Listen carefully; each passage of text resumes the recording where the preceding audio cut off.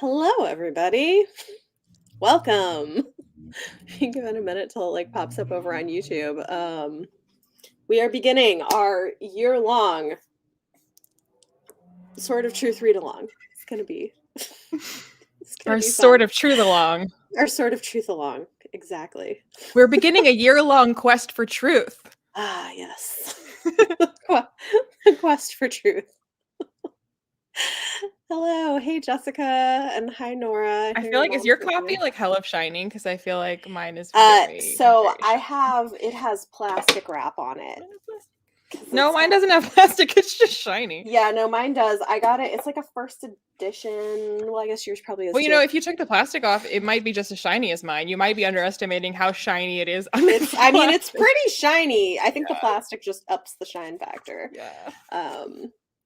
But yeah, I found it at a used bookstore in Washington, mine was- D.C., and I was like, yes, with like the Apparently, mine is a original. first edition as well, though it's not in as good a condition. Like, Yeah. I don't under. Someone cut out this page so we can see Goodkind. Wow. Like, yeah, no, we know it's Terry Goodkind. That's a truly special edition you have, Leah. Hey, Beth. Hello, Matt. Hi, Renee. Oh, we got a lot of people here. Hi, Megan. Hi, Mariana. Nora says hi. Okay, good. So Jessica's mom. Hey, Sarah. Hi, Amanda. Oh, good. Cool. So, You haven't said hi to me, Bethany. hi, Leanna. How are you? I mean, we said hi to you Hi, earlier. I'm good. All right. So we are launching our year-long read-along of this series, which should be fun. Like making lots of you guys join us next month. Like I said before, by the end of this, it will either be only you and me talking to each other because no one will care, Yeah. or people will continue tuning in without reading the books. They're just like, how crazy do these books get? Yes. Let us know. Or alternate possibility, we're going to suck so many people into it that we're going to start a whole new thing. You never know. Unlikely, but possible. Well, I'm okay, but in fairness, like I never pay attention really unless there's some reason for me to pay attention to the number of ratings that exist at all for the book on Goodreads. Like I usually just I just look at the aggregate because I'm just kind of interested in possibly seeing, is this like getting good reviews or bad reviews? But I rarely actually look at how many ratings there are. And I don't even know why wasn't trying to look. My eye was just caught on the number of ratings there are for Wizard's First Rule. So like a lot of people have read this book and have read these books, and they were bestsellers, and they got a TV show before anybody else got a TV show. So like he was a best-selling author. It's just that like everyone's ashamed to admit that they're reading these books. I know. Well, and this is what I think is funny is the number of people that I've had comment or message me be like, oh, I never see anyone else read these and I love them so much and I'm so happy you're talking about them. I'm like, wow, there's a lot of like closet lovers of the Sword of Truth series. So this is everyone's invitation to come into the open and share it. So, okay, so Jessica and Nora are going to be here the whole year. Good to know. Sword of Truth only podcast is for tonight. We 100% could turn this into its own podcast. Because StreamYard does actually record these. So if we wanted to, we could. We definitely could. We could. Hello. Look, Beth, I'm sorry. I know. It was a lot. In my opinion, you should have just read Sword of Truth and First Law. Are you saying that you didn't like Priory of the Orange Tree? I DNF'd it. Oh, man. I loved it. This was my second time reading it. But I still own it because it was like a soft DNF. It was like, I'm not into this. And I looked up a bunch of reviews and like other people seem to not be into it for the same reasons. But I didn't like mark it DNF. I just was like, maybe I'll finish that someday. That day has not come. Fair enough. Renee is out after this one. Okay, well, it's all right. That's all right. We'll be I will say, for any people that are like on the fence about continuing, because we read Stone of Tears last year, which is the second book, and now went back to the beginning here. Yep. And Stone of Tears, in my opinion, is a lot better than Wizard's First Rule. I kind of agree. So, like, Yeah, I feel like if you're, like, on the fence at all, then, like, decide after Stone of Tears. And then if you still don't hate it, then, like, well, that's forget it then. But, right. like, I think it is, like I gave Stone of Tears on my reread last year, 5 stars. And this time on my reread of Wizard's First Rule, I gave it 3 stars. So, Oh, yeah. okay. I still gave it 4, but I'm probably a low 4 this time around, so it'll be interesting to see how I am on Stone of Tears, but I still just enjoy some things about it so much. So, Dean's Reads is invested. I love it. Yeah, that's right. Oh, and Stone of Tears will be on the Ennis channel next month for anyone wondering I get the what the good next one. book is. It's It okay. will just be an We'll hour switch of back and me forth. squealing about Gratch. Just Yeah. that's it. Priory, well, that's a whole other conversation, but Priory, people have very mixed feelings about it. I love it, but it's like definitely a slow burn. It does have pacing issues because it's very slow burn and then like rushes through stuff later on. It should have just been 2 books, but I still really love it. But so, you know. Hey Priscilla. Hello. Okay. Stone of Tears says it's true, but it's very exciting. It's a page turner. It is It patient. is totally page turner.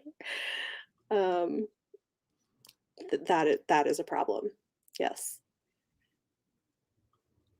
Okay. So, um man, Yeah, we have Stone of like Tears. a lot of comments happening. Okay. I never made it to Children of Dahara, so maybe this year we will.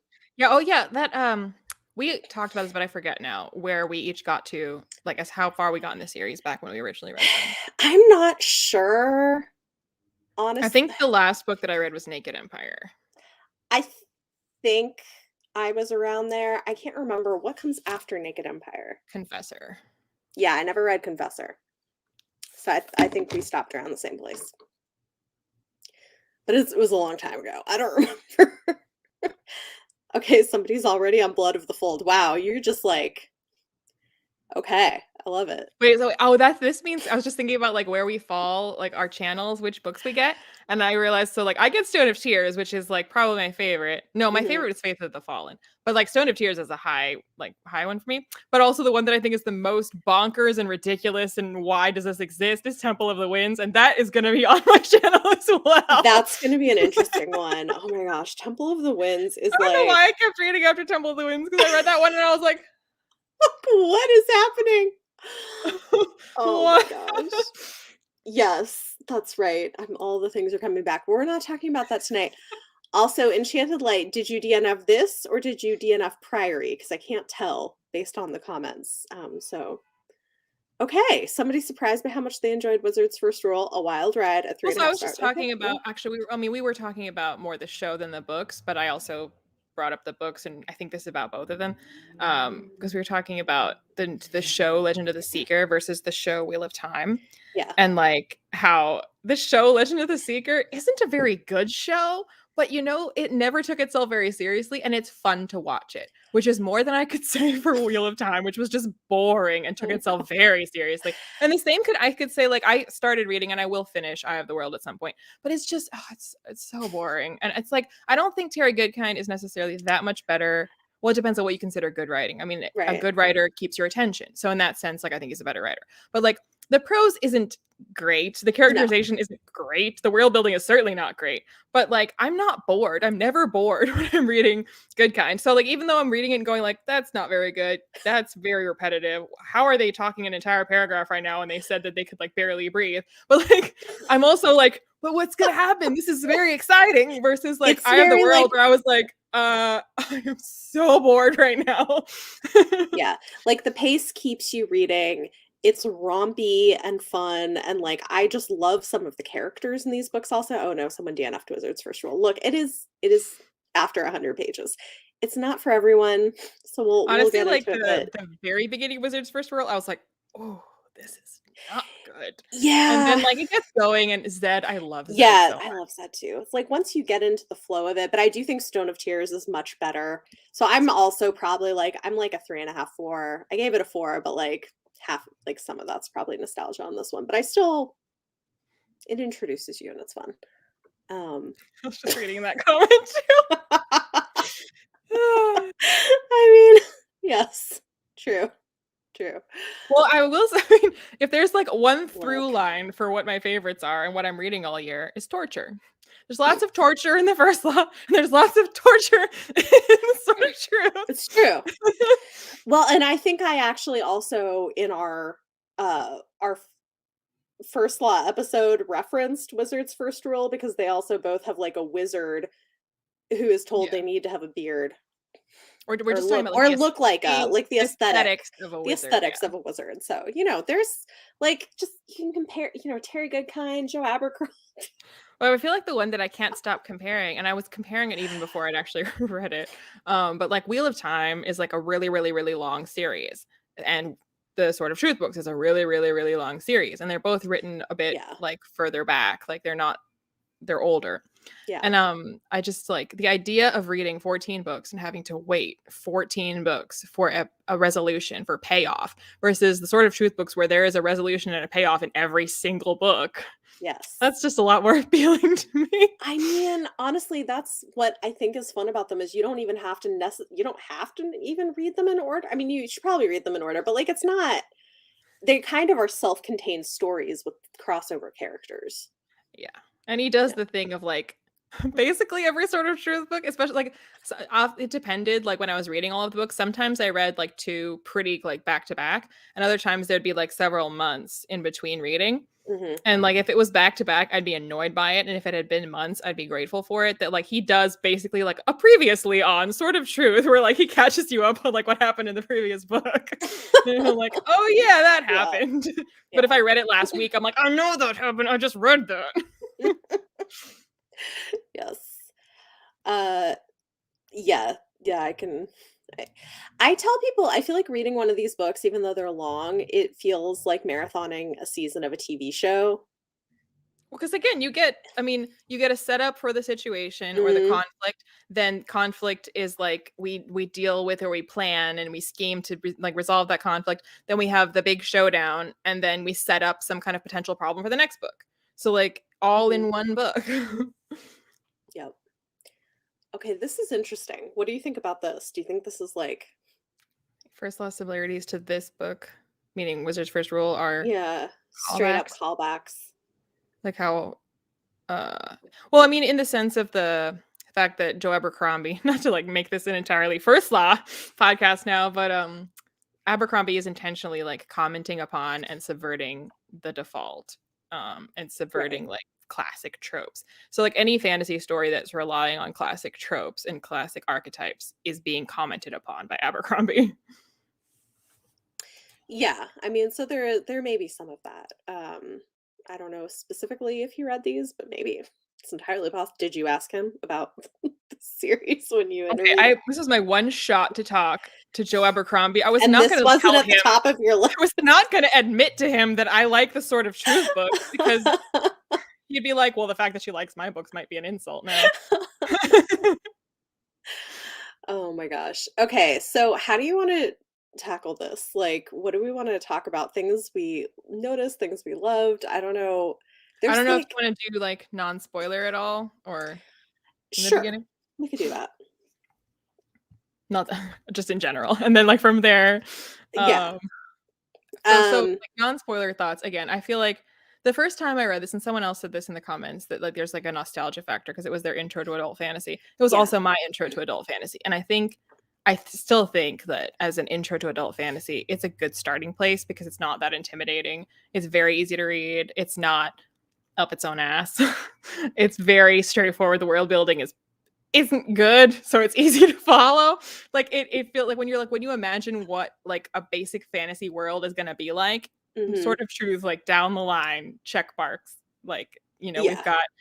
we've got the evil darkness, we've got the chosen one, we've got the magical object to make them the chosen one, we've got the team to go get the thing to save the day. Like it is the most straightforward thing ever. Yeah. So like if you're intimidated by long adult fantasy books, this will give you Yeah. the confidence to go read harder stuff. And the prose is very straightforward, which I mean, I think is something a lot of people dislike about it, but also that does make it accessible for people who are intimidated I do by also think the fantasy. prose is it's never amazing. It's never gonna it doesn't turn into like Rothfuss at any point, but No. is better in Sword of Tears. Like I was shocked by Yeah. kind of how low key bad the prose is in Wizard's First Rule. I was like, oof. Yeah, I mean yeah. Like, I think I still just have fun reading them, but that's a fair criticism, especially Well, for and book I mean, 1. I did try to divorce my like I did try to read it and think to myself while I was reading it, as opposed to just like accepting what goes on. It's like, oh, this is the part where this happens, because your mind just kind of goes into autopilot versus, trying to be like, okay, what if I was reading this for the very first time? What if me today, the way I am on BookTube, who I am, what I criticize, what I pick apart, what would I think of this? Right. And I think because I still I still am on record as picking up like new books like to this day that like people don't think are very good and being like, but I enjoyed it. Mhm. And I think that sincerely there is that sort of je ne sais quoi to certain books where like it is addicting and it does make you care, and Yeah. like that can't be dismissed entirely, if that makes sense, because like it does take some kind of skill, and I don't even necessarily know what it is, because like on a technical level, you kind of failed on a lot of parts of this, but something about what you're doing is compelling enough to get me hooked and to make me care and to make Yeah. me emotionally invested in this, even if like a voice in my head is like editing it and going like, you already said that, that's not how I would phrase that, why are they saying it like that? Like even though that's going on, I'm still emotionally invested, and like Yeah. that, credit to you. Like not every Yeah. there's lots of books where I'm editing it as I go and I care zero about what's going on. I mean, and I think that's the thing is like I find the plot points interesting and I just really love the characters, even if they can be a little like basic at times. I just think and we can get into this, but I especially appreciate I think having reread the first couple books over the last couple years, and we talked about this when we reread Stone of Tears, and I'm sure we'll talk about it next month, but there weren't that many dudes writing fantasy with female characters like Kaylin Yeah. at this time, Not and even just Kaylin, I mean, like, Denna is a pretty yeah, complicated three-dimensional character, she considering is. Yeah, she's she not really just is. like a cookie cutter villain. No. I mean, he writes these really interesting, strong female characters, and I think the thing is too, is like this because I read I was like 16 when I read this book for the first time. I was in college. Okay.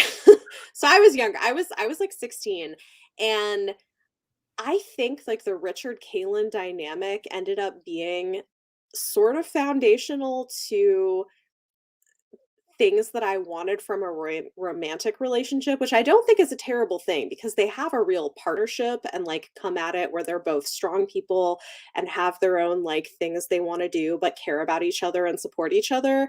And I sort of love that as an example of a Well, and romance. here also, like, where I am both critical, but I can't not give credit for this, because Hmm. I was reading it and again trying to like both have fun with it and enjoy it, and also try to put on my like critical cap of like, okay, but like, how much is this just like a nostalgia pass? Like, how much, like, is this actually crap? Right. Like, when I was reading it, I was like thinking to myself about Richard and Kaylin. I was like, this is insta love. This is like textbook insta I love. mean, And yeah, at the same time, while I was thinking it, I was like, yeah, but I buy it. Like, I totally buy it. And I'm like, that again, like, that's where for most things, when people talk about what never to do in a book and what automatically makes a book bad, and what's like, I'm like, I can never say that. Like, unless it's like, I will always say your grammar being bad. It's stop it. But like otherwise, like any story beat, any trope, any whatever, it's a matter of how you do it. And like, yes, that is 100% insta love, and it's almost indefensible insta love, and it's insta love between two Mary Sue and a Gary Stew. Like it is just literally the worst thing ever in that sense. But you wrote it in a way where like I've read it 3 times, and every time I like feel it immediately, and I'm like, I yes, mean, they belong together, true love, let's do it. look, and if you were gonna have insta love between people, like Richard is a character who I believe would fall in love like Although that. I have to say, it's like it's really rough starting Wizard's First Rule, like which is the very beginning of this, because like Yeah. having read so far, and even in Stone of Tears, he's quite leveled up by the time we're in Stone of Tears. So like going back to like the beginning of Wizard's First Rule, when he's in Heartland and has like no idea about any magic, he is literally Kristoff from Frozen. And I was like, He you are totally such is. a goober. Oh my god. I know. Oh my gosh. But like, but I kind of, you know what? It's sort of like if Kristoff and Elsa had a I was romance. just thinking, yeah. I I was like, mean, she's that's more kind Elsa. like that's she's more like an Elsa, so it's funny. But I just like I do feel like though he's the kind of person where like he would immediately and hopelessly fall in love with somebody, whether it was a good idea or not. Like that he is 100% that person. So, yeah.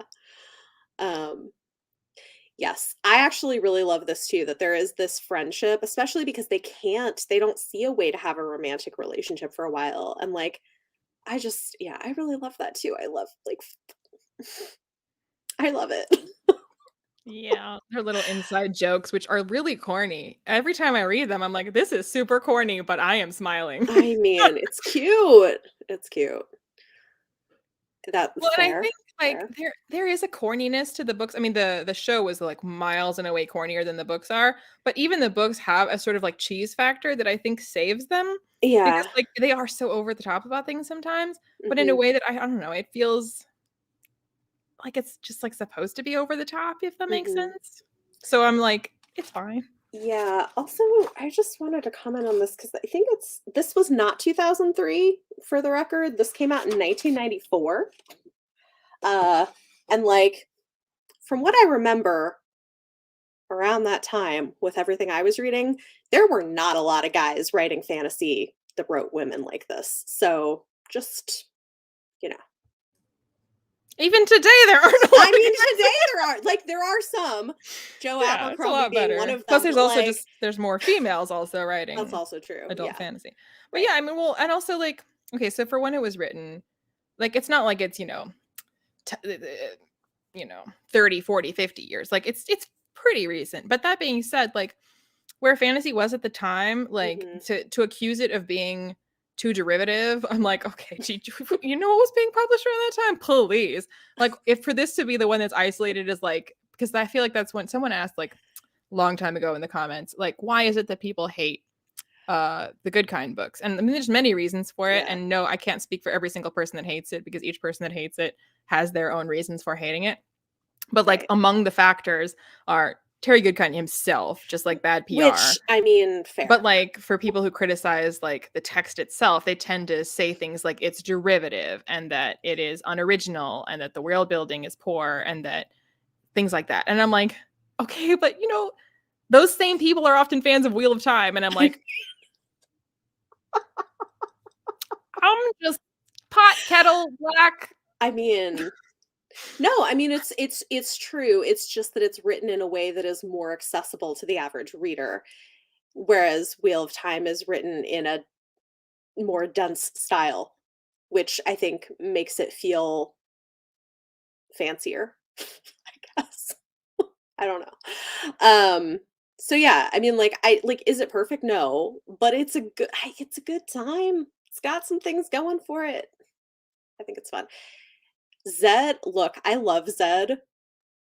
He cracks me up. And Zed and Addie too. He's I like amazing. Addie a lot Zed and too. Addie, I like Addie too, they're so funny. Well, and I love that he'll, like, be flirting with women, and he, like, sits and meditates naked on his rock and doesn't care. I'm like, he's, like, the ultimate, like, hippie old dude. I love it so Well, much. I guess that's where when I was saying it has this built-in cheese factor. I mean, some of it is like that. Like the Yeah. way that Zed is written, the way even that Richard is written, like they he's kind of a goober, Zed's kind of a weirdo, and like they're written as like having cheesy jokes where they like Yeah. say cheesy things, Oh, and yeah. it's not like constantly like the most serious. And like it is very melodramatic, don't get me wrong, it is, but it's balanced out by enough moments where like Zed does something really stupid and really ridiculous, or like they joke about how like, oh, like we're gonna run out of food because Zed's here. And like Richard says a lot Yep. of like cheeky things where he's like, and you're like, that's a dad joke. Oh my Yeah. god.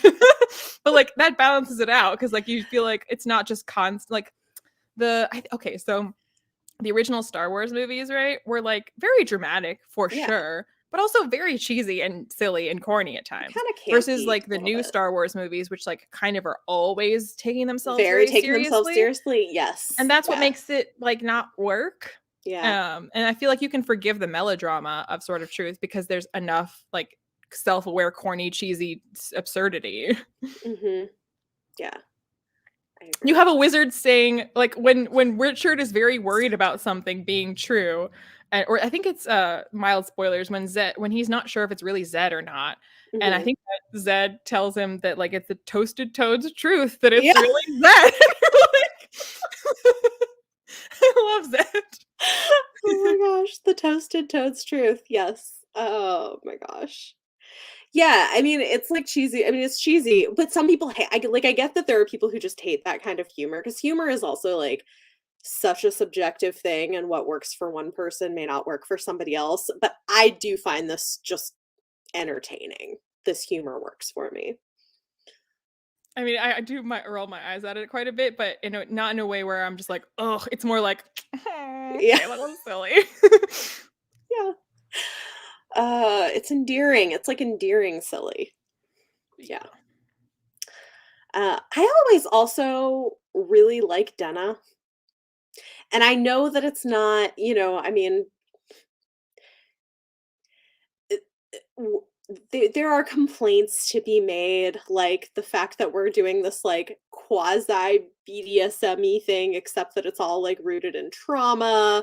The fact that like it, there's not queer people in these books. I don't think like that's I mean, someone told me in the comments in another video that I guess there are okay. much later on in the series, Okay.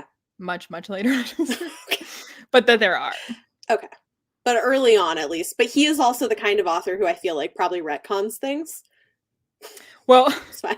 he literally, I was thinking I think I might have stopped at Naked Empire because as bonkers as Temple of the Winds is, like, this is mild spoilers for the series, but like it's not a big deal. I don't think like it's really not. But Mhm. the it's so like Temple of the Winds is insane, but I kept reading. But so it's like a thing in the books that Richard goes vegetarian, and he's vegetarian for like 8 books. Right. And then I think it was Naked Empire the eighth or the ninth book, well, whichever it is. In Naked Okay. Empire, he decides to not be vegetarian anymore, and I was just like, what? Is this because Terry Goodkind himself was vegetarian all these years and was like, I'm not Probably. vegetarian anymore, and Richard also will not be vegetarian anymore? I was like, excuse me.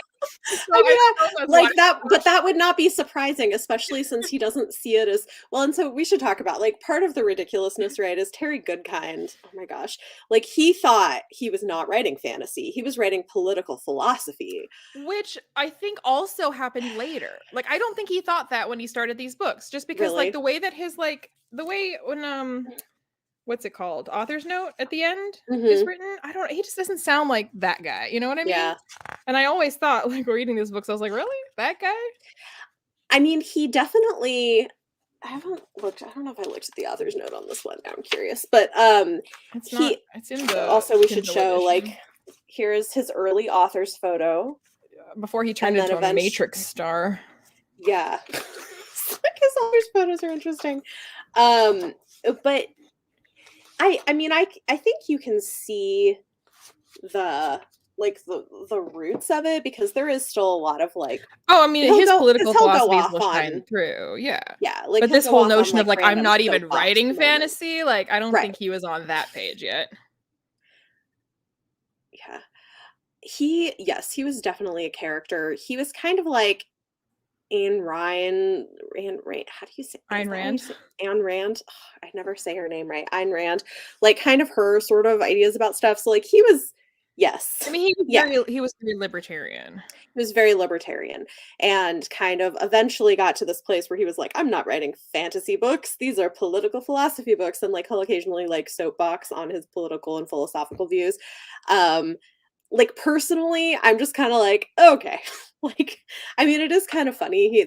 Like the I think we had talked about before that i- that like with Kaylin and everybody, it's almost like mini United Nations ish, because they're like the She's representatives of literally the queen of the United Nations of the fantasy UN. basically, like, her job is to, like, give a voice to all of the like, the mud people, which the mud people, like, what a name, but, like, give a voice to, like, all of the different But see, people like, you groups. can't really be entirely mad at the mud people when everything has a stupid name like that. Like, it'd be different if everything got a cool name and they were the mud No. people, but, like, everything is, like, named the thing that it is. So, like, also the mud people. Yeah, because have they use mud in their hair, I think? Is that yeah. Not just in their hair. I mean, I think that's what they use also for their, like, huts, like, the Oh, mud right, and right, right, right, straw right, for right. their like, Yeah. they use a lot of mud. Yeah, and they're just it's, I don't know. So it's his ideas are interesting, but it's I don't know. I find it more like funny and charming than annoying. Yeah, and I mean, I in the video I did talking about, like, the pros and cons, because when we're talking about, like, the politics, I think if you know and maybe I mean, in later books, it's easier, it's more, patently obvious that he's, like, soapboxing, but, like, up until that point, and even if you are not as, like, keen an observer even at that point, Mhm. I don't think it sticks out that much just because like fantasy books in general tend to have very kind of like individualist monarchical like uh philosophies like Right. no one questions like the fact that Aragorn should return and he's the rightful ruler of these people and this kingdom will flourish when the rightful heir comes like I mean do we support monarchy, do we support like that like inherited seats of power, like is that a good system? No. And the Mhm. idea of a chosen one like in fantasy like that's individualism like at its most magical. So like the Right. idea of like Richard being like by the strength of his sword and we must fight for what is right and it's only us that can do this, like yes there's some soapboxing about like that sounds quite anti-communist, but also Mhm. like we are anti-communist. Like so when they're like getting pissed about like and then the way that it reads is more like oh the hypocrisy of the rich and how Mhm. like Richard is like the seeker of truth and he's going to say that you can't exploit the little people and lie to them about exploiting them and you're like yeah get them. So like in a fantasy book like if this was like somebody on Wall Street spouting these ideas in a book I'd be like what? Right. Well, you've got a magic sword. Yep, Yeah, this checks sure. out. This Go works. for it. Yeah. Save the I world, my man. yeah, I mean, I think that's true, and, like, I think, there's something to be said too for, like, you could say there is a lot of violence in this world, including sexual violence. However, it's equal opportunity. Like, the men and the women, which I appreciate that. I'm like, if you're gonna have that be a thing, don't Well, have it all be the women. I was gonna say when we talked about Stone of Tears last year, and we Yeah. talked about like sexual violence against women, and I was like, yes, but in Wizard's First Rule, predominantly the sexual violence is against It's Richard. true. Right. So No, it's true. Yeah. And I mean, I think throughout the series, like, you kinda see it happening both directions, although there is Stone of Tears does well, have we're of also I a lot of think it with women.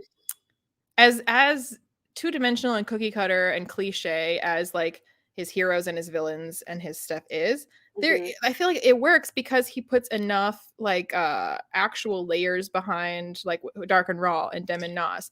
Like they Yeah. are very cookie cutter villains, they're very like mustache twirling, "Mwahaha, I will evilness will spread." But like even they get like a bit of a backstory where you're like Yeah. there is some kind of a reason behind why they are the way that they are.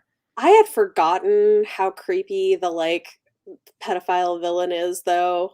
I don't Okay, know why. which I one? feel Because in fairness, they both kind of are, but you mean Dem and well, Nas. no, but I mean, yeah, I mean, he's creepy, but in a different way. Yeah, they're both kinda creepy, but, like, especially what's his is it Demon Not he's I always forget, like, it's my 3rd time reading it, and I apparently just, like, block it out every time because it's so creepy. But I mean, like, when it comes to Dark and Raw, like, there's a moment where you're kind of like, if this was a little bit different and if you were a little bit less mustache twirling villain, I could see an argument to be made for why you're in the right. Because, like, when he's faced with Zed and he's like, Mhm. you burned a child and that I was, like, in mortal pain because I was covered in third-degree burns thanks to you. Right. And, like, you're like, oof. And Zed's like, I'm sorry I hurt a kid, but also this is like killing baby Hitler. So, like, Not Yeah. sorry. And so, But like, I mean, it's stuff like that where you're like, I mean, you kind of like, there's an argument to be made that he wouldn't be Hitler if you hadn't burned him as a child. Like, which I mean is interesting. Well, and to this point, Megan, like it is super weird and creepy to like lick my fingers and rub my eyebrows, but also then that you learn there's a backstory for it, that it's because of when he was burned and he like couldn't touch his body because of the so like there is, you know, a little bit of nuance to some of these characters, which makes it kind of work. I do think it's interesting though that like in the book Dark and Rawl is, like, super Aryan. He's, like, straight blonde hair, blue eyes, the pale show, he looks like skin, Jafar. right? And I'm like, "What is that now?" Like, Well, it's also okay. funny because the actor who plays Dark and Rawl and is made a, you know, with the dark hair and the like Jafarian looking outfit, Mhm. he plays an elf in Lord of the Rings where he has platinum blonde hair and blue eyes. And I was like, that's how he, like, same actor. Just take him out of Lord of the Rings full costume and you've got Dark and Rawl. Oh my god. Well, and so, see, that is a choice because, like, I don't know what that I mean, I know what it says about our Hollywood and whatever, but it is interesting that, like, the big villain is literally, like, this, like, Aryan-looking dude. I mean, it's he's Well, kinda just the ba way that they Hitler, depict kinda. Dahara has a very sort of Yeah, like exotic Orientalist like vibe. yeah. Hmm, it's interesting. Um, yeah, that is true. Richard has to kinda come to terms with it. Yes, it was minor and very off-putting, agreed. Which actor is I don't know who it is. Uh, I forget his name, We but could IMDb it, in terms but of Lord of the Rings, he plays that he like works for Galadriel, and then like at the Battle of Helm's Deep, he shows up with the elf army with him, and is like, "We're here to stand with mankind as we did back in the day." And then he dies in the Battle of Helm's Deep. That's right. him. I think Okay. it's Craig Horner. Does that sound right? I have no idea. I never I'm remember. just googling the name Craig Horner and hoping I'm right about that. Nope, Interesting. that's the guy who plays Richard in the show. Um, so not yeah. Somebody look it up for us and let us know. Look on IMDb and we'll figure it out. I do remember Um, it being funny because the actor who played Richard is uh-huh. Australian or New Zealander-ish. Yeah. And the actor who played Dark and Rawl, oh, it's Craig Parker, not Horner. But he had to switch to an American accent. Like he learned how to do an Mhm. American accent to play Richard. And then he comes on to shoot and hears that like that Craig Parker gets to keep his British accent to play Dark and Rawl. And Craig Horner was like, "What? Excuse me? Why does he get to keep his accent? Why do I have to sound like Leonardo DiCaprio? Why does why?" And every time I heard Craig Horner in interviews with his Australian accent, and I was like, why couldn't he be Australian? Because he does sound like Leonardo DiCaprio with his American accent. Oh man. So I think this is an interesting comment. I feel like this is maybe kind of true. Yeah, because I don't feel like he wanted to burn down society. Yeah, I mean, I don't think he Like, was like a Randian or an Ayn Rand. I don't think it's specifically Ayn Rand, but like he's very libertarian and very yeah. like rugged individualism, anti-communist, anti uh Yeah. that. He said I'm trying to remember what it was. Like he said something that was like I don't know. I could it's Because like it's a big theme in the books where like he's very like, you know, pull yourself up by your bootstraps, and like you right. in particular, and this is where also like someone mentioned in the comments, and it's Mhm. true, but this is where also I think like it belongs in a fantasy book. Like it never stuck out to me as out of place in a fantasy book, because in Faith of the Fallen is the one where I was, again, that was my favorite the first time I read it. We'll see how I feel now. But there's a like the running theme throughout it is sort of like taking pride in your work and not doing the bare minimum in this sort of like, and the way that it comments on it, like it's very recognizable to like the 9 to 5, you know, like the movie Office Space, you know, where like you just like try to do the bare minimum to get through, and you don't, you know, you're not working for the love of working, and you're not working for like taking pride in what you do and whatever. Ooh, And like Richard is very like, you always take pride in what you do, and like is like getting people to like feel that way. And like yeah. for a fantasy book, for like the chosen one who has a magic sword to be like, you should take pride in what you do, and you Let shouldn't let just me like let teach you other how to make people. roof tiles. Yeah, so like for him to like Yeah. have that be his like rallying cry to like get people to stop letting other people do the work for them, kind of thing. Like in a fantasy book, like when reading it, knowing where Goodkind is coming from, you're like, I know exactly what you're talking about. And like in real life, applying that philosophy has a lot of flaws. So like Yeah. if this was a book that was like telling me that this is the policy that our government should have, I'd be like, no. But in a fantasy book, again, where like I am not reading this thinking that I should be gleaning from it how to run our own government. Right. Yeah. I mean, I agree. I was looking this up. According to Wikipedia, which is like the height of research, it's not actually, but FYI, they say the good kind was influenced by the work of Ayn Rand and objectivist philosophy.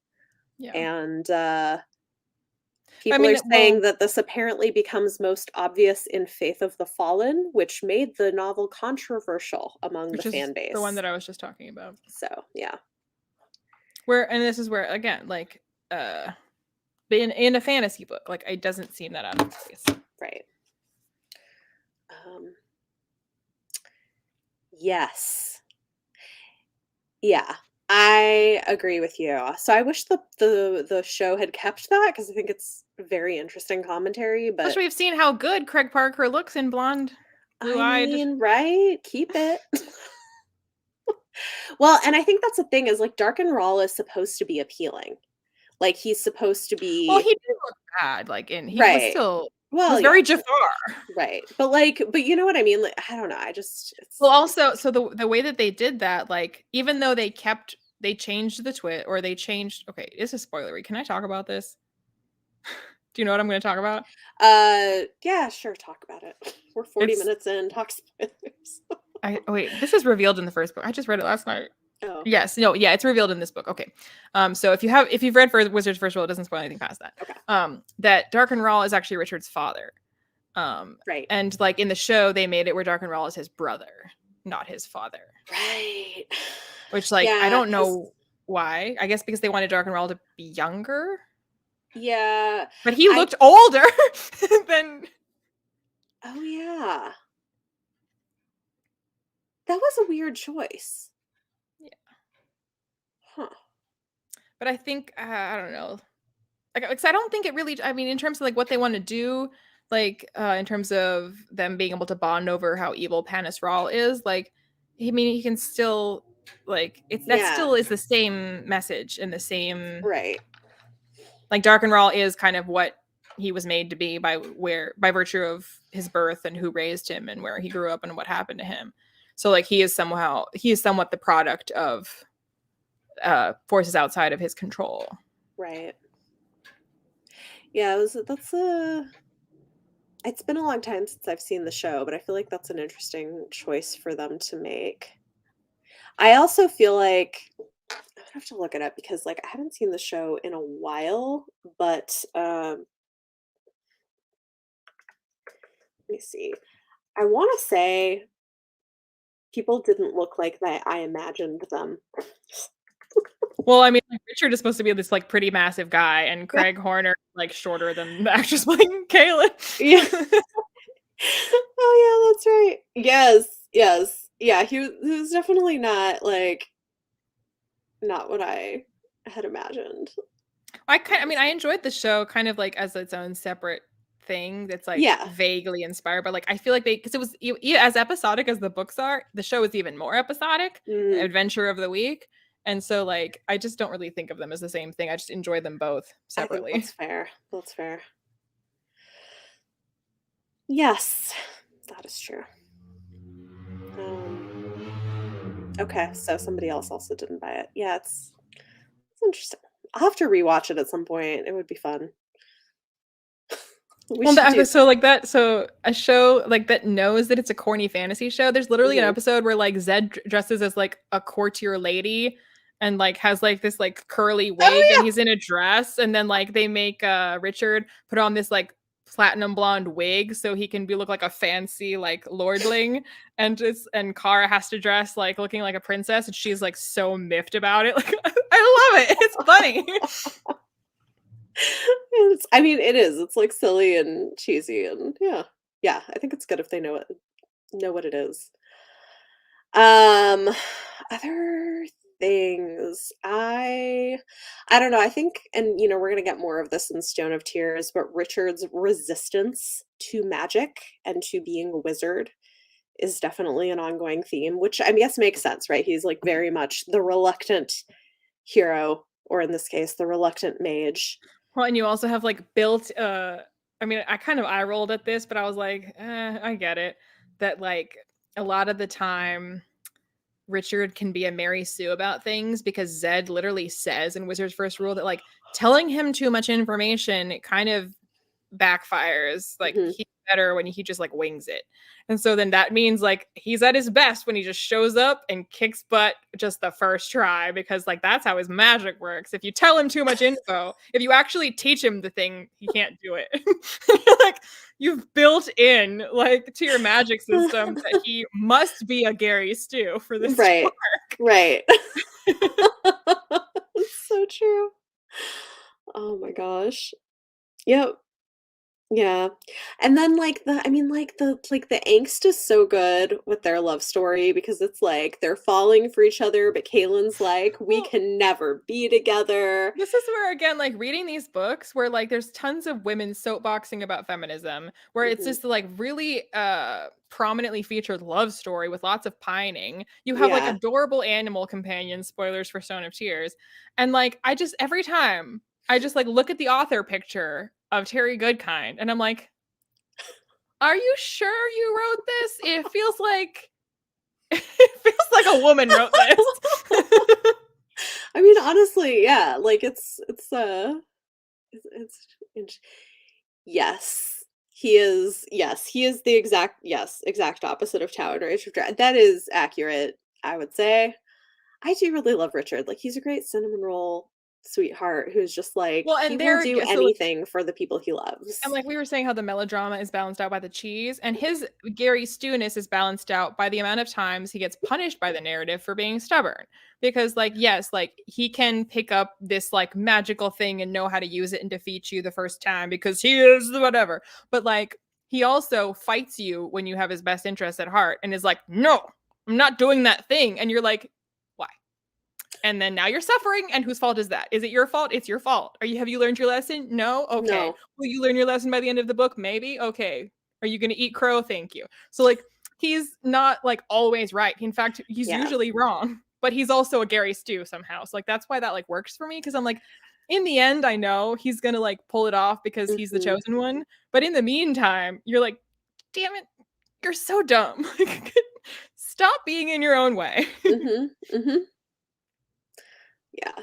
Which I think works nicely too because Kaylin is really smart except about her own feelings.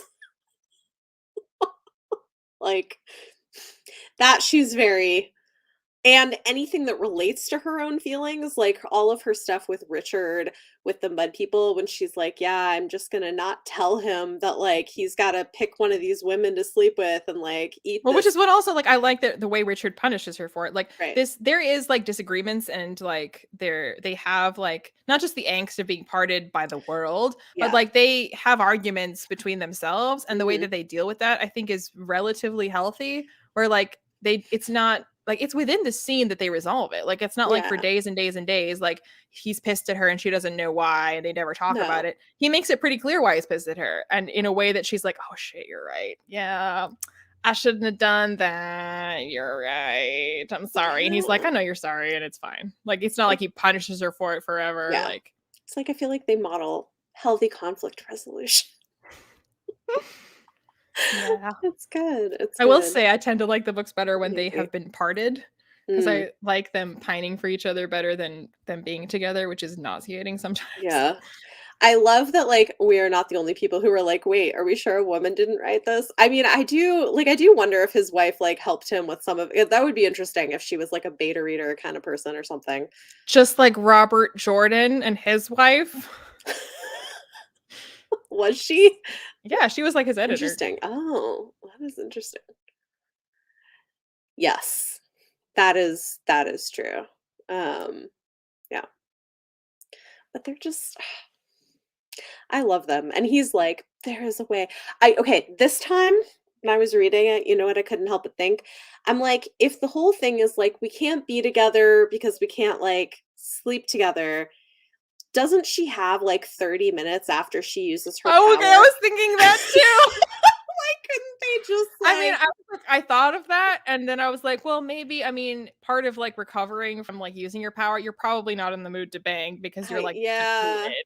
I guess. So, like, not ideal. And I guess the flip side of it is she's also probably concerned about if she had a boy baby and, like, not wanting to Which, like, is also, like, a wild choice to, like, have that in the story that they, like yeah, they our heroes like, to recap, our heroes had a wizard who burned a child and a girl who's, like, part of this, like, sisterhood who kills male children at birth, and you're like, "Those are the good guys." Just checking. yeah. And the Well, show kept that. The show is like a light, cheeky, like adventure of the week. But there's a whole episode where they explain to Richard how confessor boy children are killed at birth, and this is the right thing to do. And you're like, oh wow, okay, we went yeah. there. Which is also, I mean, interesting in a lot of ways. I mean, number one, because like historically, when you've seen children killed at birth, like it's usually been cultures killing girls because they're like seen as less valuable. So it's an interesting choice to reverse that, but then also to do it because they're too powerful and aggressive. Which is interesting, but also I guess fits you know, and this I think is gonna come out a lot more when we read Stone of Tears, but it does also fit into this very gender binary idea that he has about the world and his magic and stuff, which is that doesn't age super great. We're again Wheel of Time. I Gendered mean magic. this The was the thing in thing. the '90s, like, it's true, like, this was how people were read and it's just like Well, the and I was world just has talking about changed this dramatically. with somebody today and how like the gender binary side to magic is absolutely there, but in to whether you think this is a good thing or not, Mhm. every kind of magic in this world has a binary. There's additive and subtractive. There's dark and there's light. There's the Yeah, keeper, there's the creator. There's male and there's female. Like everything is always a binary. And so like yeah, male and female is one of many binaries in it. right. That's true. You know, I was just realizing too, this came out like 28 years ago. Yeah. I mean, the world has changed a Oh yeah, lot. for sure. And I will say, especially for something that came out in the early 90s, like it is surprisingly progressive in its ideas about like women and even how it handles consent. Like there's not because even though like there is assault, but like it's clearly assault. I don't know. It's yeah. Um yes, I agree with this. Uh Yeah, I mean, because it's a brutal I mean, I get that, but also it's a brutal world, like, there's a lot of brutal stuff that happens in this Well, I world. guess in theory also it would be because they do it publicly and it'd be a way to make sure it's been Right. done that you didn't cheat. That's true. Like it's easier to confirm that yes, this child is dead if we all watched it get murdered by the dad. Like, yeah, like there's no cheating. Yeah. Yeah. So that's happy. Yeah, I know we're gonna encounter some of that again Which like later, so also that because like Dark and Rawl talks in his villain speech about how his big plan is to have Kaelin bear him a male child. He'll have a right, confessor child, and like that obviously I mean he doesn't can't come to anything because like he's dead now. That's not that can't right. be a thing. But there was a whole episode of the show where they took that and they made like what if like things went differently where like there was some kind of time magic and like Richard wasn't able to Oh, do something. And so they had this like alternate future where Kaylin is married to Dark and Rawl and they have a baby and it's a boy and she doesn't want to kill him. And then the I boy grows forgot up to about be that. older and she's like, he's a sweet boy and he won't do it. And then he starts killing people and she's like, oh my God. And like Richard I forget how they resolve it, but like time Yeah. that right. And like, but that's based off of Dark and Rawl being like, my plan My is that plan. you would be my queen and bear Yep. me a poster child. Yep. Oh man, I had forgotten about that. Yep. Hello. I'm so glad. I'm glad Well, people also, are like, enjoying it. not that I mean, there's okay, there are plenty of men that read these books, but I feel like there's so many women that are especially closeted fans of these books, Right. and, we were just talking about how, like, when we're reading them, we're like, "Are we sure that a dude wrote this?" Like, and I mean, okay, I am not going to say that Terry Goodkind is not a problematic individual, that he didn't write problematic things, that he didn't say problematic things, that these are like perfect books or anything. But like the way that people are shamed and feel ashamed of talking about these books when so many of the people who love these books are women and the books have romance in it and strong female characters in it. And I like, mean, I'm just saying. look, I mean, you're because you're not wrong because it's like it is the classic thing that we see like often of fantasy books that are written by women. Yeah, I mean, a fair point. Like I do think most of the people that I have seen say, "Oh my gosh, I love those books," are women. Not all, but it's not a small number from what I've seen. It is interesting. Yep. Hmm.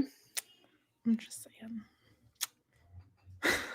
Because yeah, you're right. Like it has its problems, but it's he does some things well. But also he does like a lot of things where like again, not to like, war of the sexes or whatever to make this like male men versus women, but like Right. just like a lot of the things that he bothers to like to focus on romance so much and to have like adorable animal companions, like these feel like things that Sarah J. Maas would I write. know it's true. Although like Brandon Sanderson does some of that stuff. I Yeah, mean well, his certainly, but romances aren't as strong in my opinion, but like he does like the cute little creature friends too. So like he's the only guy who does it, but yeah. it's so Um like okay, reading Wizard's First Rule was so odd to me because like in particular, I feel like again, like I said before, the prose is never going to be something that I'm like Terry Goodkind's prose is immaculate. It's absolutely never immaculate, even in the books that I like better. But like the prose is like especially bad in Wizard's First Rule, and like it's very clunky the way that it like handles introducing you to like world building and stuff. Like yeah. it dumps it on you in the most like here you go kind of way. And It's true. like it's borderline like middle grade, like that's how I felt reading this. I was like, this feels like a middle grade book, except then there's torture porn. It's like a very odd experience. You're like, this feels like very childish, but also so adult. Like, oh my god. Yeah, I mean it does get better. Also, the audiobook question I did the audiobook and read along, um, which I has been considered fine. doing the audio, but as I was telling Bethany, then I looked up the audiobooks for all of them. There is a different narrator for each book. I was like, It's true. I no, just no. It's true. I've listened to Stone of Tears also, and I liked it fine, but yeah, it is annoying that they changed narrators so much. Maybe, maybe. Women are used to having the Maybe stuff they women are like get used to being shat sh on. I mean, honestly, that's kind of true. It's like women are used to having like the things they love be shamed. So Yeah. I guess that could be part of it. Um, yeah, I guess a lot of fantasies do have that on some level. But he does have really adorable ones in like in You're book two. telling me I should be embarrassed for what I like to read. It must be Tuesday. Uh yeah. Yeah, I agree. I agree with the statement. I don't think it deserves the level of hate it gets. No. I mean, it's not a perfect book. I think there's criticism to be made, but I don't think the level of like, "Oh my god, why would you read that?" I'm like, "Oh, I mean, really? Like it's not that bad." Okay, not surprised they're well, the way people talk about it, like you would think it's really trash, you know? Which, like, I mean, I think a lot of it, or I think it would get criticized. Like, it wouldn't be like heralded as like the best fantasy of all time and be like a darling. But I think the reason it gets like singled out for attack is because people are very offended by the fact that Terry Goodkind was like, I don't write fantasy. And they're like, great, well, now I'm going to trash your book. Like, Yeah. ugh. I mean, well, but how much of that is like toxic fan bros who are like, don't be crappy about my fantasy. I'm gonna hate on your stuff if you're gonna do that. Like, I mean, as opposed to it legitimately being about the books. Because can you find things to criticize? Sure, but I don't know. Um, Interesting. Yeah, I don't know. What's interesting to me though is I was introduced to the series by a male reader. I had a crush on a guy a few years older than me when I was 16 and he was really into these books, so I like borrowed the first one from him and read it. My dad, read I don't think he read all of them, but he read a bunch of them and Yeah. liked them. Yeah. I mean, I think when they were coming out, a lot of people read them. Well, Just I mean, like I said, on Goodreads, if you look, there's like yeah. 200,000 ratings for it. Like, people read this book. They do. I mean, they do, And they don't make TV shows out of books that people don't right? like. Yeah. I just think it's yeah, I didn't realize that the series was so hated either. Until, like, we started talking about it, and because I think, like, we did a reread with Jade from Bedtime Bookworm of book 1, like, years ago, uh, and I didn't realize, I was like, "Why do people have such issues with it?" It's yeah, it's interesting. Look, Priscilla, you're not wrong. Um, okay. Yeah, I mean, like, that is probably totally true.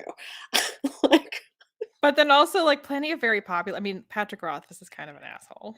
I mean, he can be. It's true. I mean, that's true. Like, there are a lot of popular authors who are sorta like that, so it's not like he's alone, but I don't think that's wrong.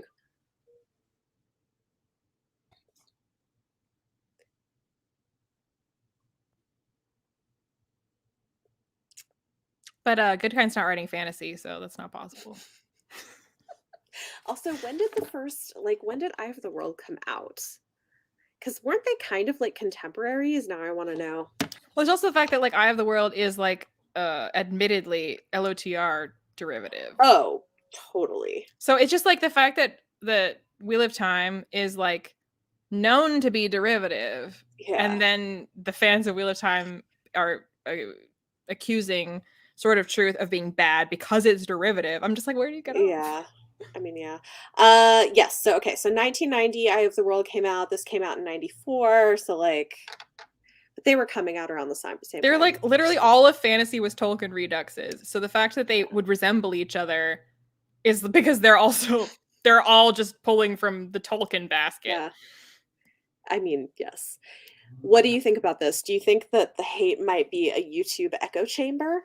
Well, I feel like it's, so, like, it's just like the, not to go with, like, Goodkind's version of everything has 2 sides to it and everything is always a binary, but, Yeah. like, the way that, like, when I posted a negative review of Way of Kings, because it is a booktube darling, the amount of comments, aside from the horrible comments, there were a lot of Mhm. positive or, like, neutral comments that were like, "You're so brave for posting this. I have never seen anybody say anything remotely negative about this book. Oh my god."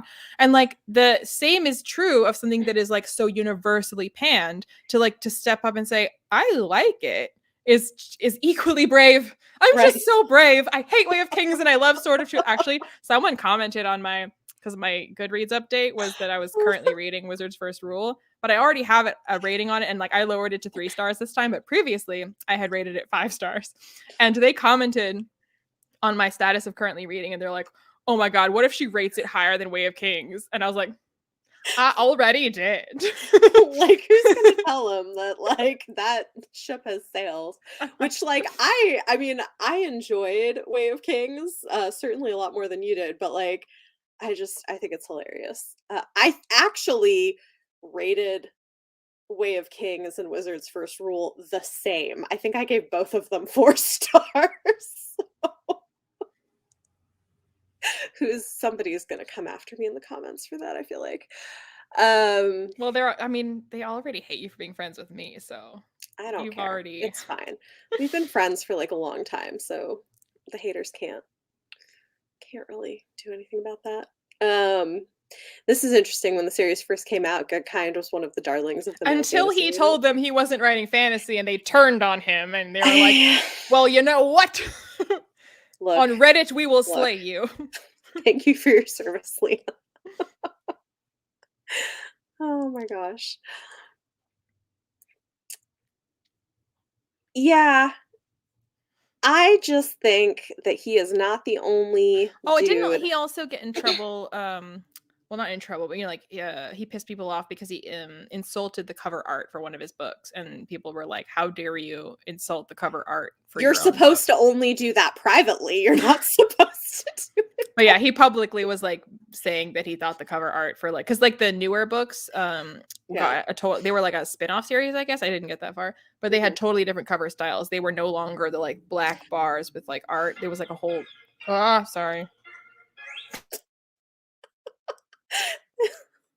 And like he said something about how the cover art was shit, which is a no-no. So like he Yeah. told people he doesn't write fantasy. He told people that he does write philosophy, and guess who's Ayn Rand's, and that the cover art of his books is shit. And you're just like, stop talking. But I thought people appreciated guys who just say the things they really think and don't care about other people, you know? He's dead now, so it doesn't matter. He said the cover for Death's Mistress was right. It's well, see, that's the thing too, is like he is no longer around to keep making comments. He's not on Twitter, unlike other Also, authors. um, when I forget when I think maybe when we announced this, or like when I post, or maybe I think I posted like I shared on Instagram that I Hmm. was doing that video, that video had gone up where I talked about the Sword of Truth series pros and Yeah. cons, and someone DM'd me, someone who like we're not like close, but like we follow each other and have for a long time on Instagram. Hmm. And she was like, oh, I love the Sword of Truth books. I never seen anyone talk about them. And then we like talked a bit, and about like why they're hated and about how Goodkind like has a bad rep for being an asshole. And she Hmm. was like, that's crazy. She was like, I met him in person at a signing and he was so nice and so kind. And I was just like, I bet he was. Like the fact that on the internet he said some stuff that pissed people off is not the same thing as like the entirety of who he is as a human. So Yeah. I mean, yeah. I mean, look, he liked her. This is the thing too, is I just think I don't you know. know how Richard is really stubborn? I think Terry Goodkind is just really stubborn. He embodies don't tell me what to do, and I identify with that I because mean, I I get say that it. all day every day. Like yeah, like I really get it. I think oh, hold on, let me okay. Yeah, I just think he I know people I have had people in my life who are like this where in an interview or like in certain situations like they would come across a certain way, but if you know them personally like they're very different. So I guess I have a little more patience for stuff like that. I get that he rubbed people the wrong way, but Well, I I also also feel like I've never learned anything about him that would be the kind of thing where I'd be like, I cannot monetarily support you anymore. You know what I mean? I'm just more like right. you like Ayn Rand, like don't love that. But like it's nothing where I'm just like, if I had known, like you know what I mean? Where I'm just I like, mean, I'm glad I didn't know that when I started reading them because I probably would have been annoyed. But like yeah.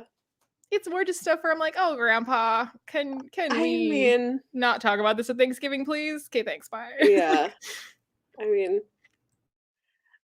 I mean, like again, I just like it like yeah, is that annoying? But like is that enough for I mean, okay, I I haven't don't seen know. that interview, I but haven't either. I could totally see it where he interpreted it as like, "We're here to talk you're here to talk to me about my work, and you want me to Right. talk about another author? Like, what Why?" are we here for? Like, Like, like, I mean, because like, yeah. there that is kind of weird, and, like, I know that there have been times where, like, author interviews nowadays, like, if, like, they get a lot of questions about, like, other authors that they like, then, like, that makes them uncomfortable because they're Yeah. like, well, for one, like, if I single somebody out, then am I slighting everybody else? And like, it's just like it's a weird thing to do, especially if they are living. And to say Yeah. who's your favorite living author, like it puts the author in an uncomfortable position. Mhm. So like I could like, did he handle it well? Clearly not. But like I could see him just disliking the notion of that question, you know? Yeah. I mean, clearly different things Urza, that make doesn't mean anything because you throw out books like it's your job.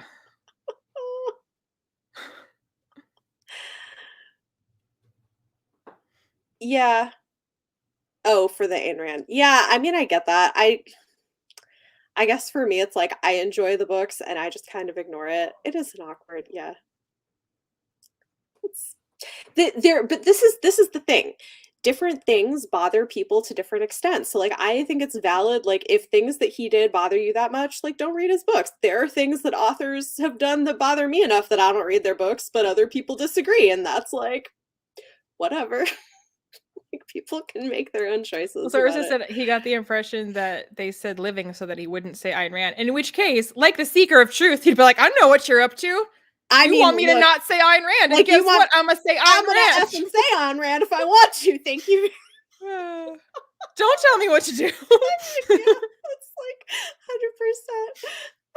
100%. Start browsing versus trash.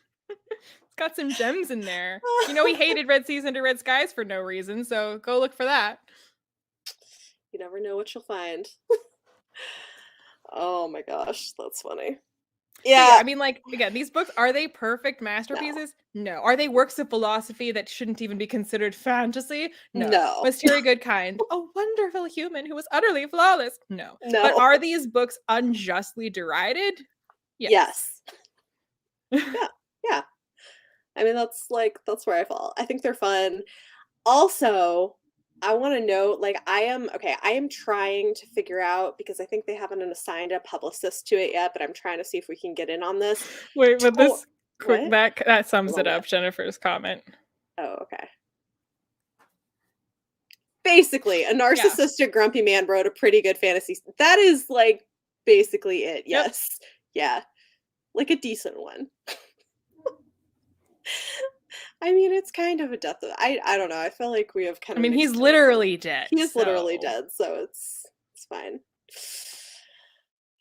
No, but I was gonna say I noticed that this fall Tor is coming out with new editions of the series and they haven't released covers yet, and so I don't think, apparently they haven't yet assigned we a publicist, so I was like, hey, friend who works with Tor, can you please like tell me who works on these because I want. But speaking of the covers, can we talk about how every single cover Richard looks different, and yet on no cover does Richard look like how Richard is supposed to look. So like they have about 20 different kinds of It's white true. male muscle dude, none of which they all look different, but none of them look like Richard. It's insane. It's true. It's true. That this is true. Good Terry Goodkind is haunting Leanna's apartment, so yep. Yep. Every time He's Cat our scratches me, I'm pretty sure he's our resident ghost. it's a poltergeist. Oh man. Yeah. No, so this was fun. I'm excited to keep going with the series because like Stone of Stone of Tears is Tears. the only one that I've reread before. The rest of them that of the ones I've read, I haven't Well, read. I mean, Temple of the Winds lives rent free in my I know, mind. right? It does. But yeah, like I probably haven't I like the last time I read any of these would have been in college. Like I stopped in I started when I was like 16 and I stopped sometime in college. So, it's been a while. So, yeah. Oh, I know who I would cast as everybody. Tell us. Chris Hemsworth would be Thor, obviously. I mean, not Thor, Richard, but he would look like Thor because he's basically described as Thor. Yeah. He's a cinnamon roll Thor. Yeah. But you know the way he's dressed in Snow White and the Huntsman, when he's the huntsman, it's Mhm. literally Richard, the Yeah, Woods Guide. I see it. I see it. And then she's kind of too old now, but Ava Green would be the perfect Kaylin. Okay. Uh, yeah. I'm not good at casting Also, on the spot. low key, wouldn't have thought of this before, but Jared Leto as Dark and Rawl. Oh, yeah. I could see it. That would be interesting. I would honestly keep the same guy that played Zed in the TV show. He was great. He was, yeah, He can he still was be good. Zed. He was good. He was good.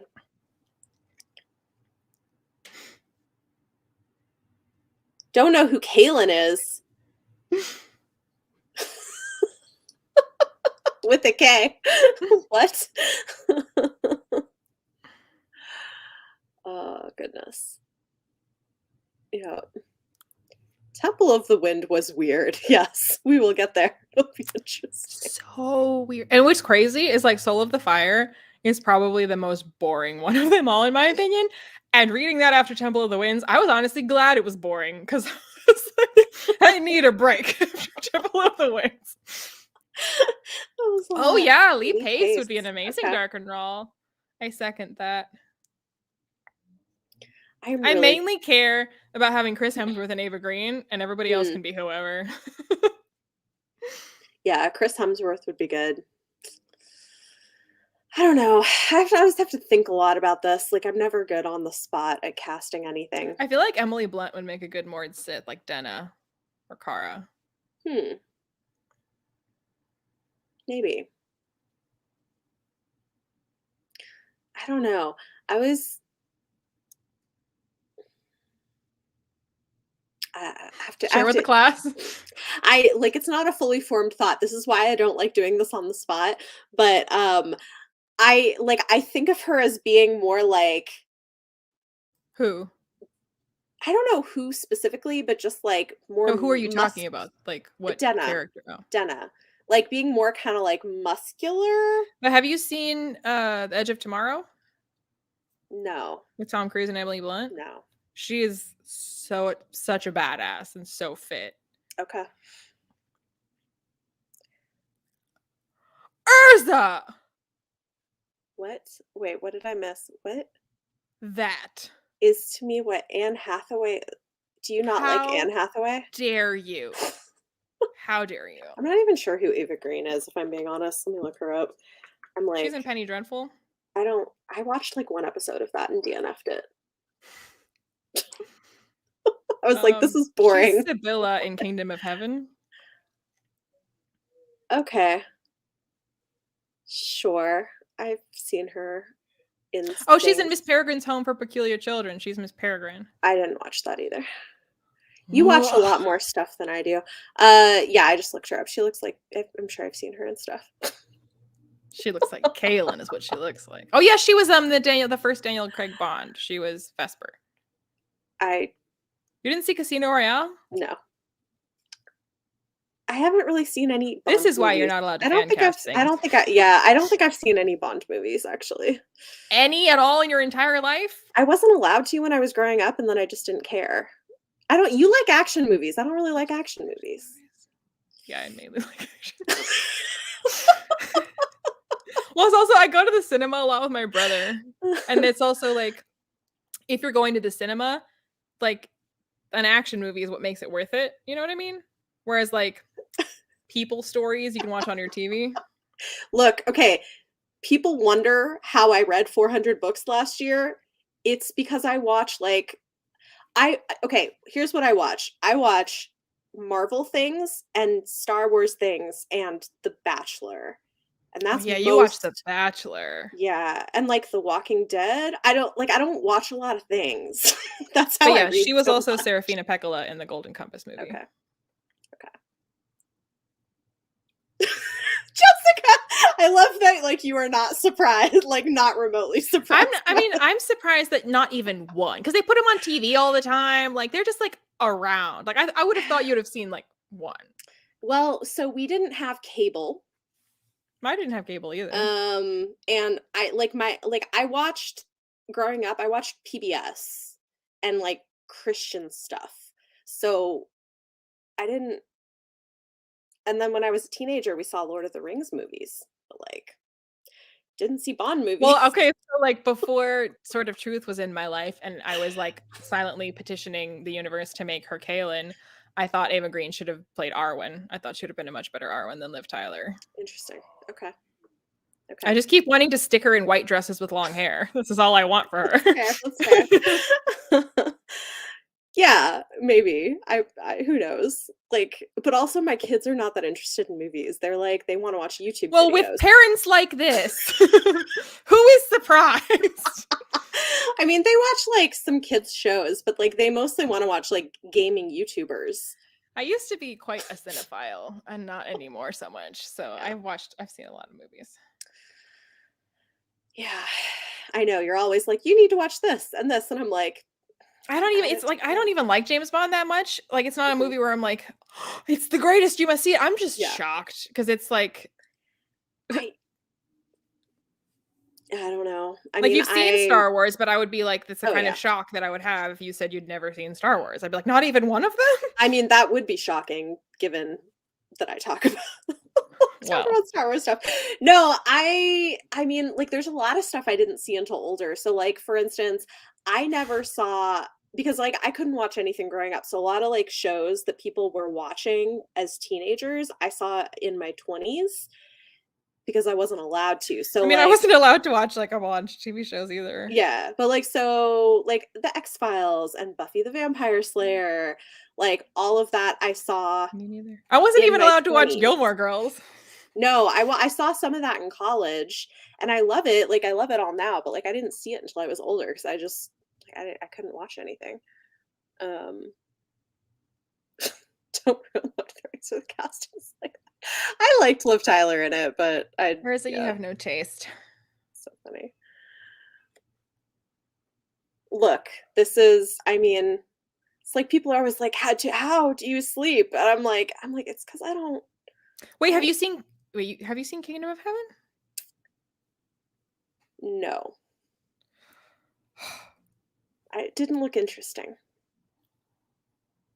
It's about the Crusades. Yeah, I'm not interested in the Crusades. Well, then you can safely read the Sun Eater books because you won't catch all the times that Sun Eater is pulling lines out of Kingdom of Heaven. Awesome. I'm planning on reading them, so I think that'll be great. Look, some X-Files episodes I saw as an adult scared me. So that's fair. Yeah. I I was feel like ignored, so it's I okay. just feel like we're sounding like the grandpa in Princess Bride when he's like, "When I was your age, television was called books." I saw The Princess Bride because my parents liked that one. Oh, so good. So I did grow up with that. Oh my gosh. Um, yeah, look, I love the casting in those movies too. I think I they're don't good. hate Liv Tyler in it. I just was like, "Eh, Yeah. Go remind do Alex. what you gotta do." I love how this has turned into like random things. I'm just happy that I am finally because before I had always been up to date on MCU stuff and now I'm behind, so we're working on catching up. We finally got Disney Plus this month and uh WandaVision was great. I Loved finally, it. because my brother wanted to see the new Spider-Man, and I was like, "Don't I have to have seen a bunch of movies to get it?" And he was like, then well, that's when he realized I hadn't seen Endgame. I hadn't seen any of the new Spider-Man movies. So we marathoned them all at my house and then went to see the new Spider-Man. So it was a lot of Wow. Marvel in one weekend. I That's a never want to lot. see any Marvel again. That's a lot of Marvel. No, I love Marvel, but like during COVID, I got behind. So we're working on catching up. I'm still a bit behind, but we're working on it. So we're now on Falcon and the Winter Soldier, which the first episode was so boring. But then we watched the second episode and it was much better. I saw So, WandaVision, but I haven't seen any other yeah. MCU I shows. liked WandaVision. I thought it was really good.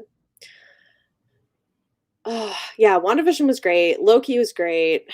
So, See, I watch shows like The Boys and I Peaky have no in Blinders. Peaky Blinders is coming back. Ah, so excited. yeah, it's just like not my thing. But I like and my TV is as grimdark as my books. Yeah, mine is not. I like I actually, you know what? This is maybe the thing.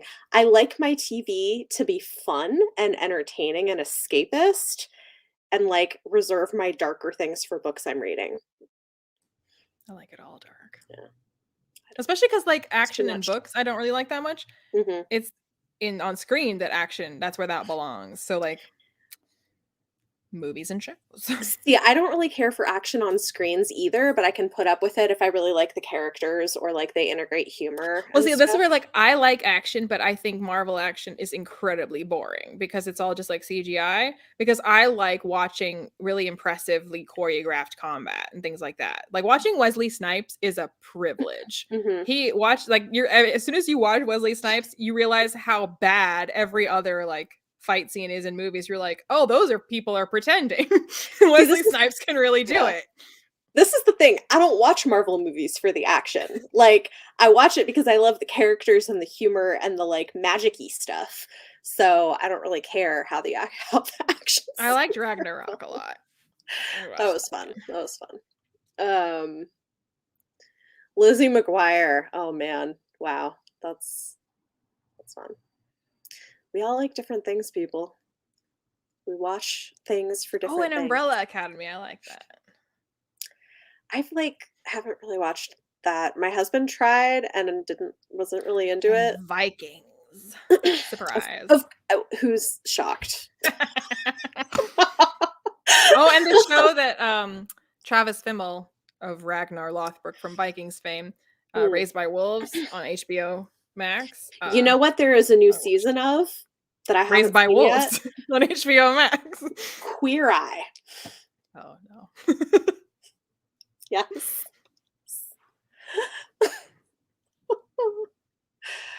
Look, I love the humor in Marvel movies also. It cracks Well, I me mean, up. we did But to try to circle back to the theme. We have compared these books to Marvel, but it's like yes. Marvel, but with some NC-17 things. Yes. It's like, I guess like Marvel when they were on Netflix, kinda, but more humor. I mean, the humor is very cheesy, Joss Whedon, Yeah. like Marvel, but Yeah. then again, torture porn. So True. Yes. Yay. Yes. I love Queer Eye too. It's fun. Okay. Raised by, there you go. We we like different things, y'all. I'm also excited for season 2 of Bridgerton. but what's his name is not in it. I know, but I'm still gonna watch it. He was great. Reggie John Paul. Is that yeah? Reggae Reggie. Is that right? is reggae, but it's Reggae Jean Page. John Page. It was a P. That was close. Um, yes, he's great. But also, I just love the whole vibe. I hope we get more of these. I want more I like. like the vibe of him being on screen. I also like that vibe, but I like the general show vibe. It was fun. At least he hadn't built a tower of soapboxes yet in book one. I mean, accurate, yes. Okay. Yes. Bridgerton. Yeah, I have a love-hate relationship with the books. Like I love what I love about them and I hate what I hate. Like I which I find frustrating because I'm reading them and they're almost more frustrating than if I didn't love some things about them because they're books where I'm like, if you would just get some things right, this could be one of my all-time favorite series. But you keep doing the same freaking thing where you have crappy heroes. Like if you could just not have these aggressive, like consent push boundary pushing heroes, these would be my favorite books. So it's frustrating. Well, you heard it here, folks. There you go. But hopefully the show is great. If you want to see great consent in a romantic relationship, then read the Sword of Truth books by Terry Goodkind. And content warning for Stone of Tears, there is a lot of graphic sexual assault, so just is it more than it is in a dungeon getting there's a lot. Last time I was reading it, I was like, oh, and this. Yeah, there's a lot. More than I had remembered. I mean, there's a lot, but I'm trying to like, do I agree that it's more than what's your first rule? I mean, because it's with multiple people through the book. Like there's like But like I don't remember I remember it having happened. I don't remember a lot of it happening. okay, so there's the in prison scene. Yeah. There's the in the woods ritual scene.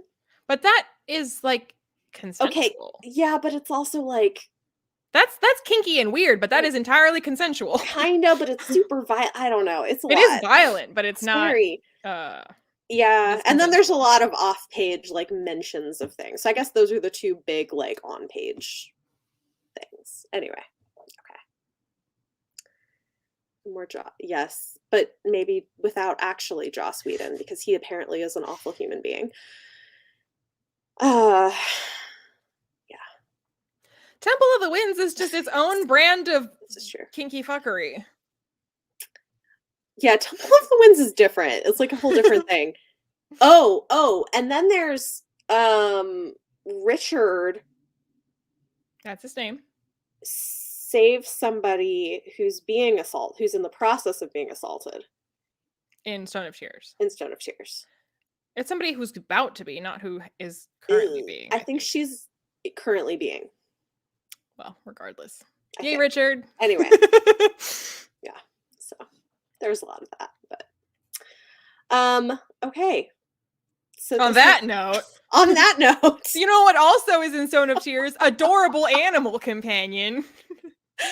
also I love this comment. People can't find a bed because I'm like in prison and in the woods. I mean, no, it's never in a bed. Like in a bed is only when it's like a consensual, happy relationship. That's in the bed. Out all the bad stuff is not. Oh, and then there's the like all the people where they can tell that it's happened in war. There's Yeah, that's what I was thinking when you were saying how there's there's a lot. that I was part too. like, there's a lot of like it having happened. There is a lot of that also, yes. Yeah, and like people dealing with the ramifications of it. Yeah. That is true, but I do think that like there's a particular brand of like being with Joss Whedon specifically, like being predatory and like using being a pretend feminist to be more predatory, which I just find kind of reprehensible. I don't really have a dog in that fight. Yeah. Uh, yeah. I mean, yes, that's accurate. I was gonna say there is. I mean, the fact that the first, like, I feel like reading the first book does prepare you pretty well for like It's, what I this is mean, for gonna be what this is like going to be from here like, on because out. this And is, even then, Temple of the Winds was like, no, I was not ready for that. I was not ready for that. What is this? I mean, I wonder if I'm curious, like what my response to it now is going to Well, be it helps because going in prepared.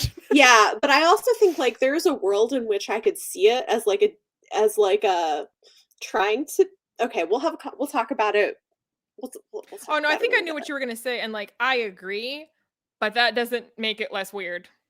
Yeah, Like I don't have like I it's not I've never said Temple of the Winds is something that's like deeply problematic and shouldn't. no, It's more just where I'm like, why? Why? I can't tell if it's like I Like feel I like don't, I feel like yeah. it's like a mix of like shock value, but like also there's a world in which you could see it as like trying Like I to know what he was trying to do, and like I don't think that like that thing he's trying to do is a bad thing. But right. the thing he did is so weird. It's I so mean, weird. it is. It is. I know everyone's like so scared of Temple of the Winds. It's a trip. It is a It is trip. also one of the ugliest covers, and he looks the least Richardish on Yeah, that cover of all that's of the true. That's covers. also true. Yeah. He looks like Pavarotti on the cover of Stone of Tears for some reason. I don't understand.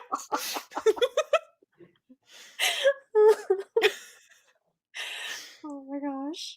I do. I shout out though to this cover for giving us this Zed. Oh, yes. Oh man.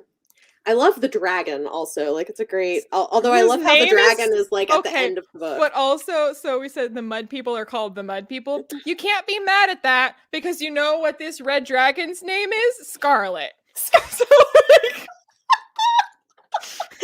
Because of course it is. Because it's I had a red forgotten her name dragon. was Scarlet, and when I got to her saying her name, I was like, seriously? Seriously? Oh my god. Oh my gosh. Yeah, I mean the naming conventions are like Like, I'm surprised Richard's name isn't Guy. Which is a male, that is a man's name. uh yeah. Yep. So, it'll be fun. We will be I am excited for Stone of It'll Tears. be I fun. love it. Tone of Cheers will be good. So, we'll be And back. I really enjoy like on it. So like on a neither sex nor animal companions.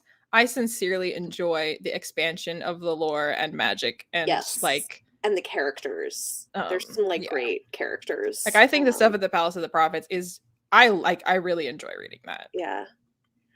Also, is this original though? Because like Star Wars was a thing when these books came out, and so they're like Sith is like the bad. Here and there though, like not more Sith, but like is Dahara based on anything?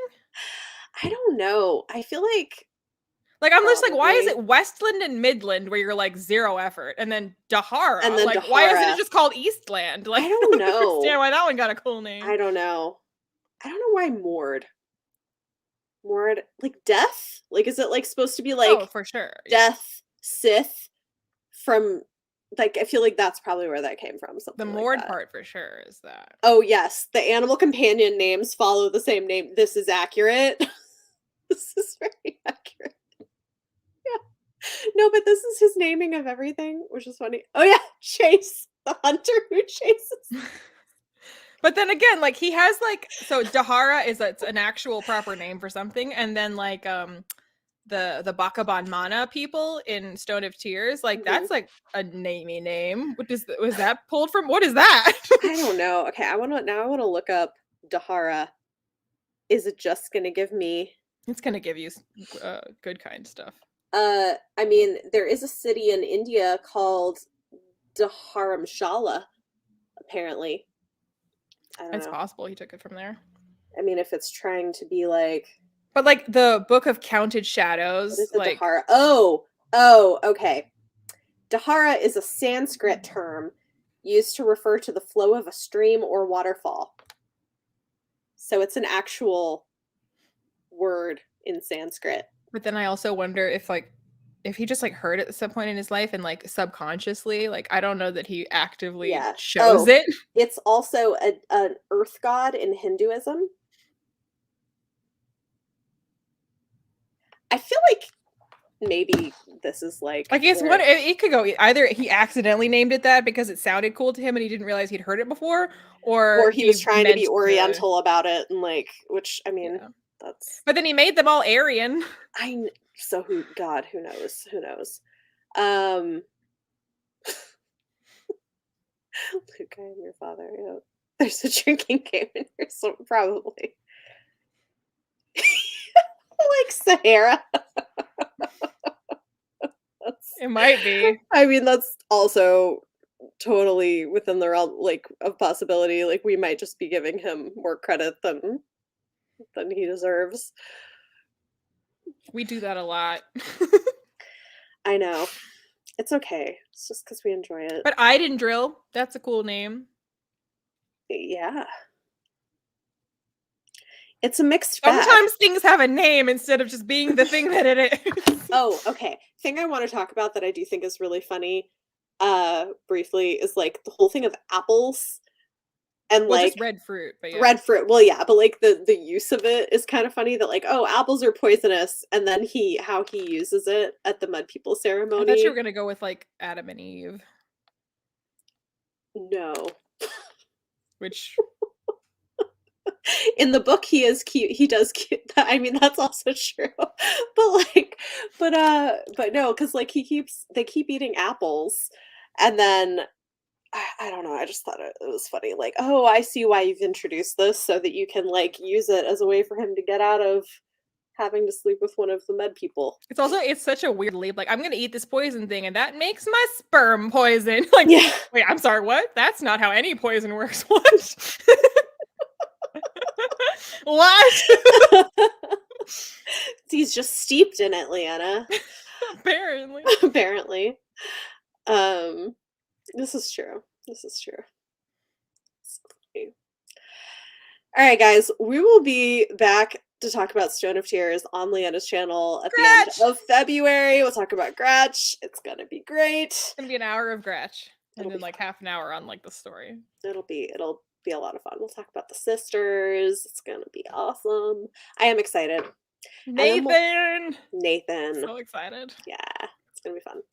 So join us, and thanks for hanging out with us in our meandering discussion of Wizard's First Real We mainly Tonight. stayed on topic except for that whole "you've never seen a Bond movie" moment. Right. We did pretty good. We did pretty good. It's fine. Have a good night, everybody. We'll see you next month. Bye.